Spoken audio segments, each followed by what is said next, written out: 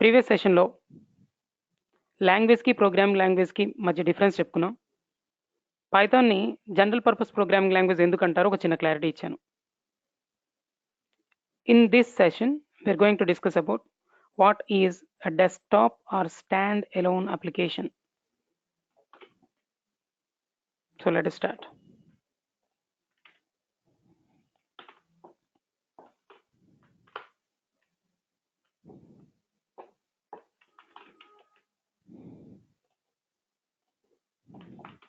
What is a desktop application?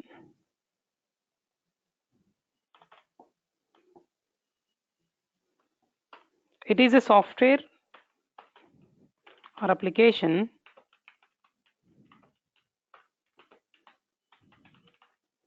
which runs in a system which runs in a single system in which it was installed.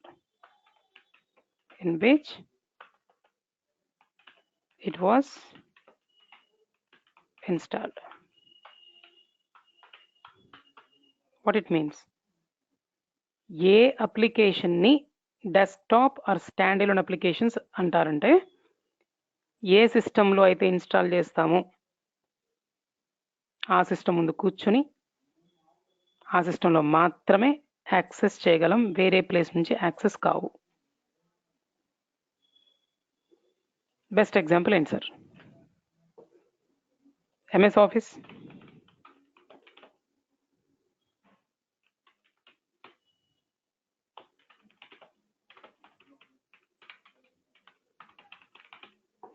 examples of standalone or desktop applications. 1. MS Office.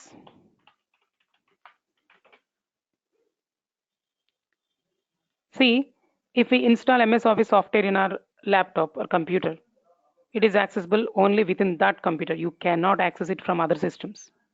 It's not possible. MS Office ఎందుకు అలా వేరే place నుంచి వేరే system నుంచి access కాదు అంటే because it is standalone, that's it. It is not deployed in server just like websites అనుకోండి, సర్వర్లో డిప్లాయ్ చేస్తాం, ఎక్కడి నుంచైనా యాక్సెస్ అయిపోతూ ఉంటాయి. That's different thing. కానీ MS ఆఫీస్ అనేది ఏ సిస్టంలో ఇన్స్టాల్ చేసినా జస్ట్ దాంట్లో ఓఎస్ ఉంటే చాలు ఇన్స్టాల్ చేయొచ్చు. ముఖ్యంగా విండోస్ ఓఎస్ ఉంటే చాలు దాంట్లో MS ఆఫీస్ ఇన్స్టాల్ చేయొచ్చు, రన్ అయిపోద్ది. దానికి సపరేట్గా సర్వర్ సాఫ్ట్వేర్స్ ఏం కావాల్సిన అవసరం, సర్వర్లో MS ఆఫీస్ పెట్టాల్సిన అవసరం. So MS office is a best example for desktop are standard application. ఇప్పుడు నేను ఎక్స్ప్లెనేషన్ అంతా పెయింట్లో చేస్తున్నా. Paint is also one application, that is standard application. నా సిస్టంలో పెయింట్ ఉంటే వేరే సిస్టమ్ నుంచి యాక్సెస్ చేయడం కుదరదు. దీన్ని ఈ సిస్టమ్ ముందే కూర్చొని యూజ్ చేసుకోవాలి. మీడియా ప్లేయర్స్ చాలా ఉంటాయి. మీడియా ప్లేయర్స్ అంటే 1 విండోస్ మీడియా ప్లేయర్,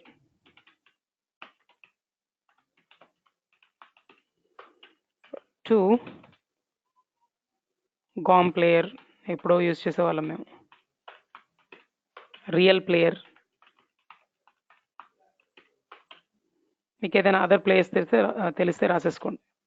అట్లా మీడియా ప్లేయర్స్ ఏవైతే ఉన్నాయో ఆ మీడియా ప్లేయర్స్ అన్నీ స్టాండ్ అలోన్ అప్లికేషన్సే. 4 బ్రౌజర్స్. 5 ఫోటోషాప్ సాఫ్ట్వేర్ కనుక మీ దగ్గర ఉంటే Photoshop software. Some games install చేస్తాం, మన సిస్టంలో ఇన్స్టాల్ అవుతాయి, ఇక్కడే రన్ అవుతాయి. ఫర్ ఎగ్జాంపుల్ మనం కార్డ్స్ ఆడుతూ ఉంటాం, మన సిస్టంలో బై డిఫాల్ట్ వస్తుంది అది. ఆ బై డిఫాల్ట్ కొన్ని గేమ్స్ అలా ఇన్స్టాల్ అవుతూ ఉంటాయి. ఆ గేమ్స్ అన్ని సమ్ గేమ్స్. ఇంకేదైనా సాఫ్ట్వేర్ ఇన్స్టాల్ చేశారా మీరు? యాంటీవైరస్ సాఫ్ట్వేర్స్ ఇన్స్టాల్ చేస్తూ ఉంటాం, ఎక్సెట్రా.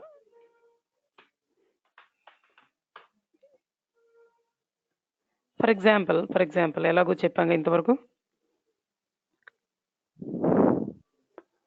మేము మా కంపెనీ తరఫున ఈ మధ్యన అకౌంటింగ్ సాఫ్ట్వేర్స్ డెవలప్ చేసామండి. ఆ అకౌంటింగ్ సాఫ్ట్వేర్స్ డెవలప్ చేశాక వాటిని ఓకే క్లయింట్స్కి ఇచ్చేసేస్తాం కదా. ఇచ్చినప్పుడు వాటిని ఎలా డెవలప్ చేసామంటే స్టాండర్డ్ అప్లికేషన్స్గా డెవలప్ చేసాం. అంటే వాళ్ళ ల్యాప్టాప్లో ఇన్స్టాల్ చేస్తే అక్కడే రన్ అయింది, వేరే ప్లేస్ నుంచి యాక్సెస్ కాదు. అలాగే కొంతమందికి అది నెక్స్ట్ చెప్తానండి, నెక్స్ట్ ఎగ్జాంపుల్ చెప్దాం. ప్రస్తుతానికి ఇది చెప్దాం. అది ఎందుకు ఒక సిస్టంలో మాత్రమే రన్ అయ్యేటట్టు చేసామంటే, వాళ్ళు అడిగారు ఏమనంటే, మాది చిన్న ఫామ్ అండి, జస్ట్ మనకు ఒక పీసీ ఉంటుంది లేదా ల్యాప్టాప్ ఉంటుంది, దాంట్లో మాత్రం మేము యూజ్ చేస్తాం, 100% సెక్యూరిటీ ఉండాలి, వేరే వాళ్ళ అప్లికేషన్ యాక్సెస్ చేయకూడదు, ఇట్లా అడిగారు. నేను అప్పుడు ఏం చేశాను, 100% సెక్యూరిటీ అన్నారు, తన ల్యాప్టాప్లోనే రన్ అవ్వాలన్నారు, వేరే వాళ్ళు యాక్సెస్ చేయకూడదన్నారు. వెబ్సైట్ డెవలప్ చేసి సర్వర్లో పెట్టి దానికి రిస్ట్రిక్షన్ పెట్టే బదులు ఒక సిస్టమే అంటున్నారు కాబట్టి ఆ సిస్టంలో మాత్రం ఇన్స్టాల్ చేసి అప్లికేషన్ డెవలప్ చేస్తే బెటర్ కదా అని నేనేం చేశానంటే, డెస్క్టాప్ అప్లికేషన్ డెవలప్ చేసి వాళ్ళ సిస్టంలో ఇన్స్టాల్ చేసి వచ్చేసా. ఇప్పుడు ఎవరికి రన్ అయ్యి చెప్పండి, ఇంటర్నెట్ కనెక్షన్ ఉన్న వేరే వాళ్ళు యాక్సెస్ చేయగలరా? దీన్ని యాక్సెస్ చేయలేరు. ఆ సిస్టమ్ ముందు కూర్చొని వాళ్ళు మాత్రమే యాక్సెస్ చేయగలరు. అందుకని అలాంటి డెస్క్టాప్ అప్లికేషన్ డెవలప్ చేశాను. అండ్ ఇలా డిఫరెంట్ క్లయింట్స్కి ఇచ్చాం. That is the one of the example of desktop applications or standard applications. అంటే అకౌంటింగ్ సాఫ్ట్వేర్ కానీ, అకౌంటింగ్ సాఫ్ట్వేర్ అని మీరు వింటారు, అది డెస్క్టాప్ అప్లికేషనే. ఇట్లా చాలా చెప్పొచ్చు examples. These are the examples. ఏదైతే నేను స్టాండర్డ్ అప్లికేషన్ అంటే ఒకే సిస్టంలో రన్ అయ్యింది, దట్స్ ఇట్, వేరే సిస్టమ్ నుంచి యాక్సెస్ కాదు. సో ఇది మన పీసీ అనుకుంటే ఈ పీసీలోనే ఇన్స్టాల్ చేస్తా, ఇక్కడ మాత్రమే రన్ అయ్యింది, ఇక్కడ నుంచి మాత్రమే యాక్సెస్ చేయగలుగుతాం.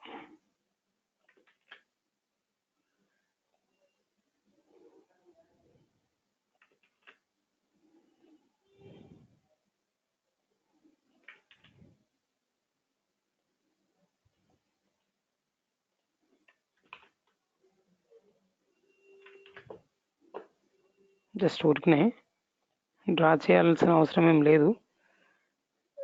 ఓకే, కనెక్ట్ చేద్దాం. ఈ మౌస్ని కూడా సిపియు కనెక్ట్ చేద్దాం. సిపియు నుంచి మానిటర్కి ఎలాగో కనెక్షన్ ఒకటి ఉంటుంది. Let us it is a computer. ఈ కంప్యూటర్లో ఇన్స్టాల్ చేస్తే ఇక్కడ మాత్రమే రన్ అయింది. అంటే ఇప్పుడు సాఫ్ట్వేర్ స్టాండర్డ్ అప్లికేషన్ ఇప్పుడు ఎక్కడ ఉంటుందంటే ఈ సిస్టంలో ఉంటుంది. ఇంకా ముఖ్యంగా చెప్పాలంటే పీసీలో ఇన్స్టాల్ చేస్తాం, అంతేనా కదా? Let us it is a software అందామా దీన్ని, రౌండెడ్ షేప్లో ఉన్నది ఒక సాఫ్ట్వేర్ అనుకుందాం.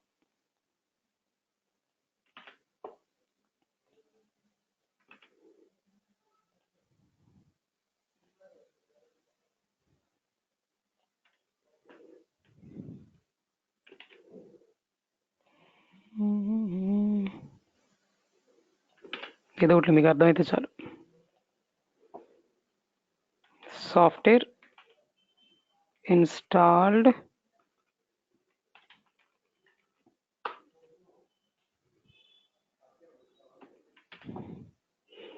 చాలా stand alone applications are installed here and accessible from this computer only. That's it. కొంతమందికి డౌట్ రావచ్చు, సార్ నా సిస్టంలో ఇన్స్టాల్ చేశాను ఎంఎస్ ఆఫీస్ని, నా ఫ్రెండ్ కూడా యాక్సెస్ చేశాడు ఒకరోజు వేరే ప్లేస్ నుంచి, అంటే ఎంఎస్ ఆఫీస్ అప్పుడు డెస్క్టాప్ అప్లికేషన్ కాదా? ఇలాంటి డౌట్ వచ్చింది అనుకుందాం. మీకు అర్థమైంది డౌట్ ఏం అడిగాను నేను? ఫ్రెండ్ సిస్టమ్ అన్నా, అర్థమైంది ఏం చెప్పాను?